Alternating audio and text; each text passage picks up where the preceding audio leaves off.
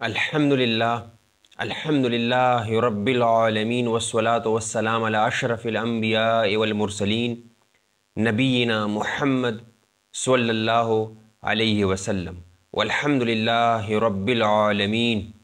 क़ाल अल्लाहु अज़्ज़ व जल फ़ी किताबिहिल करीम बाद अन अक़ूल अऊज़ु बिल्लाहि मिनश शैतानिर रजीम बिस्मिल्लाहिर रहमानिर रहीम वस्तग़फ़िरिल्लाह इन्नल्लाह कान गफ़ूरर रहीम। इस लेक्चर में हम लफ्ज़ इस्तिग़फ़ार के मुतल्लिक़ पढ़ेंगे।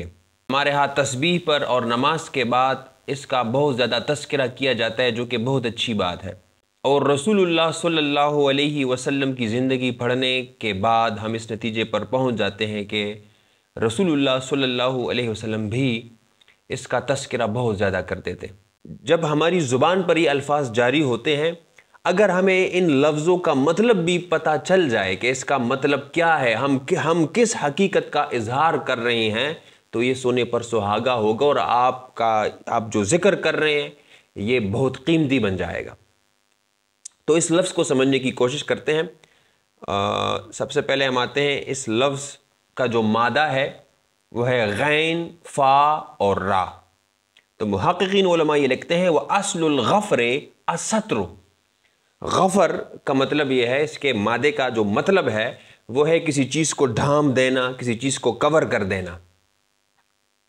अस्सब्ग़ु अग़फ़रु लिलवासख़, रंग यानी वो रंग जो लोहे को दिया जाता है ताकि उसको जंग से बचाया जाए। आपके इल्म में है कि लोहे के एक टुकड़े को जंग से बचाने के लिए उसको डाई किया जाता है, उसको पेंट किया जाता है। तो ये गफ़र का तस्वर है।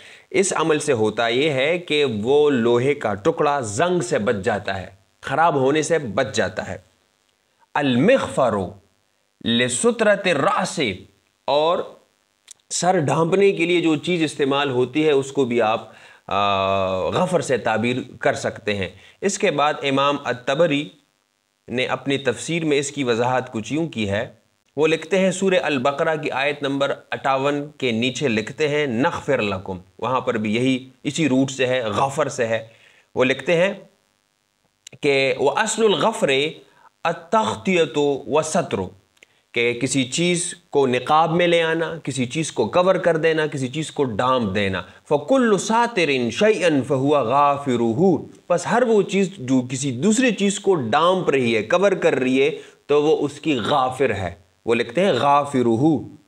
आगे लिखते हैं लिलबैज़ति मिनल हदीद अल्लती तुत्तख़ज़ु जुन्नतुन लिर्रासी मिग़फ़रुन, यानी पुराने दौर की तरफ इशारा कर रहे हैं। जब जंगें तलवार के ज़रिए से होती थी तो होता ये था कि अब कि ख़ुद को बचाने के लिए, तलवार की वार से ख़ुद को बचाने के लिए लोहे के कपड़े पहने जाते थे, और सर चूँकि कमज़ोर जगह है, सर को ढांप दिया जाता था। लोहे का एक गोल सा एक हेलमेट सा बना होता था, जिसके ज़रिए से अगर वार होता था सर पर तो सर महफूज होता था। इसलिए कहा गया है अल्लती तुत्तख़ज़ु जुन्नतुन लिर्रासी, वो एक शील्ड का काम करता था, लिर्रासी सर के लिए, मिग़फ़रुन उसको आप हेलमेट कह सकते हैं, मिग़फ़र कह सकते हैं।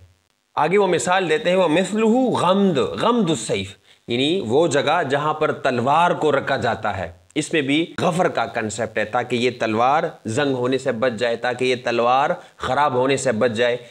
तो ये तसव्वुर है गफ़र का। आगे उन्होंने एक मिसाल दी है, कुछ अक़वाल पेश किए हैं। औस बिन हजर, औस बिन हजर ये एक बहुत बड़ा शायर गुज़रा है, अरब में जब इस्लाम आया उससे पहले ये गुज़रा है। तो वो उनके कुछ अक़वाल उन्होंने कोट किए हैं। लिखा है कि फ़ला आतिबु इब्न अल-अम में, मैं अपने कज़न को मलामत नहीं करता, बुरा भला नहीं कहता, इन कान जाहिलन, अगर वो जाहिल हो, व अग़फ़िरु अन्हु जहला इन कान अजहला, लेकिन अगर वो जहालत पर उतर आ जाए तो मैं ख़ुद को कवर कर लेता हूँ। व अग़फ़िरु अन्हु, ख़ुद को कवर कर लेता हूँ, ख़ुद को बचा लेता हूँ, प्रोटेक्शन में आ जाता हूँ। अब इसके कौल का मतलब क्या है? इमाम अत-तबरी लिखते हैं यानी बिक़ौलिही व अग़फ़िरु अन्हु जहला, इस कौल का मतलब क्या है? अस्तुरु अलैहि जहलहु बिहिल्मी अन्हु, यानी मैं ख़ुद को उसकी जहालत से बचाने के लिए नरमी का रवैया इख्तियार कर लेता हूँ, हिल्म का रवैया इख्तियार कर लेता हूँ, उसको इग्नोर कर देता हूँ। मैंने जो बातें की अब इसको अपने जहन में रखिए और मेरे साथ सोचिए। नमाज के फ़ौरन बाद हम कहते हैं अल्लाहु अकबर, उसके बाद हम पढ़ते हैं अस्तग़फ़िरुल्लाह अस्तग़फ़िरुल्लाह अस्तग़फ़िरुल्लाह। اب ادھر ایک حقیقت کا اظہار کر رہے ہیں، اپنی کمزوری کا اظہار کر رہے ہیں۔ اب اس تصور کو ذہن میں رکھیے جو میں نے بیان کیا، اور پھر سوچیں۔ آپ نے نماز پڑھی یا میں نے انسان نے نماز پڑھی، اس نماز میں نے بہت ساری کوتاہیاں کی ہیں، غلطیاں کی ہے، میری سوچیں ادھر نہیں تھی جہاں پر ہونی چاہیے، اور میری نماز اس طرح نہیں تھی جیسے ہونی چاہیے، یعنی یہ اس طرح جس طرح اللہ سبحانہ و تعالیٰ جس طرح مطالبہ مجھ سے کر رہے ہیں اس طرح نہیں ہے۔ میں بہت کمزور ہوں، بڑا عاجز بندہ ہوں، لیکن نماز میں نے پڑھ لی ہے، اس نماز میں بہت ساری کوتاہیاں ہوں گی۔ اے میرے مولا، اے میرے رب، میری ان کوتاہیوں کو کور کر لے۔ جس طرح سر کو مجاہد چھپا لیتا ہے اس ہیلمٹ میں جو لوہے کا بنا ہوتا ہے تاکہ وار سے بچ جائے، اسی طرح میری یہ نماز کوتاہیوں سے بھری ہوئی ہے۔ اے میرے مولا، اے میرے رب، اس کو سطر میں لے لے، اس کو کور کر لے۔ تو یہ تصور ہے استغفار کا۔ میں چاہتا آپ سے یہ ہوں کہ جب بھی اگلی دفعہ آپ استغفار پڑھیں تو یہ تصور آپ کے دماغ میں ہو کہ میں استغفار تو پڑھ رہا ہوں، استغفر اللہ کا مطلب یہ ہے کہ میں اپنی کمزوری کا اظہار کر رہا ہوں، میں بہت کمزور ہوں۔ پرفیکٹ ذات ایک اللہ سبحانہ و تعالیٰ کی ہے، میں بہت کمزور ہوں، تو لہٰذا میں نے جو کوتاہیاں کی، میں نے جو عبادت کا نذرانہ پیش کیا، یا میں نے جو زکوٰۃ دے دی، میں نے جو حج ادا کیا، روزے کا اہتمام کیا، تو اس میں بہت ساری کمزوریاں ہوں گی۔ ان کمزوریوں کو اے اللہ، اے میرے مولا، اس کو کور کر دے، ایک ہیلمٹ کی طرح، جس طرح ہیلمٹ ہمارے سر کو ڈھانپ دیتی ہے۔ تو میری اس نماز کو قبول فرما لیں، اس میں کوتاہیاں ہوں گی۔ محققین علماء یہ کہتے ہیں کہ میں تو یہ مطالبہ کرتا ہوں کہ اے میرے مولا، میں نے جو کوتاہیاں کی ہیں اس کو سطر میں لے آئیں، اس کو کور کر لیں، اس کو چھپا دیں، اس کو ڈھانپ دیں۔